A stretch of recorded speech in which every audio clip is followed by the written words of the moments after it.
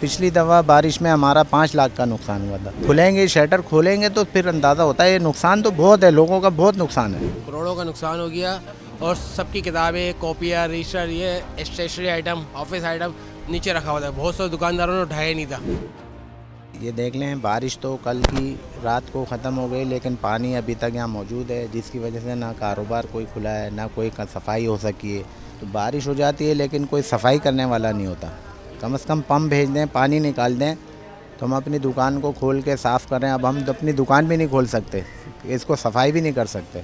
और कीचड़ है, लोग ना आ सकते हैं। ये दरिया सिंध का देखें पूरा तालाब है, यहाँ से जामा कलात तक आदमी ना जा सकता है, ना गाड़ी जा सकती है, ना कोई पैदल। अब घर वाले यहाँ घर हैं, ऊपर नीचे दुकानें, तो ये हर दफ़ा होता है। कोई सफाई करने के लिए तैयार नहीं है, ना कोई आता है।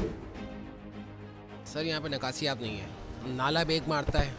फिर MA जिना रोड का जितना भी है ना, पूरे MA जिना रोड, सदर का सब पानी आता है उर्दू बाज़ार।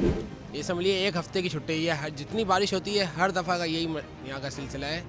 एक हफ्ता, डेढ़ हफ्ता छुट्टी होती है। इसके अलावा फिर माल भी ख़राब हो जाता है। पानी निकलेगा तो हम शटर खोल के देखेंगे ना कितना पानी आया है, क्या चीज़ है। तो नुकसान तो हर दफ़ा बहुत होता है।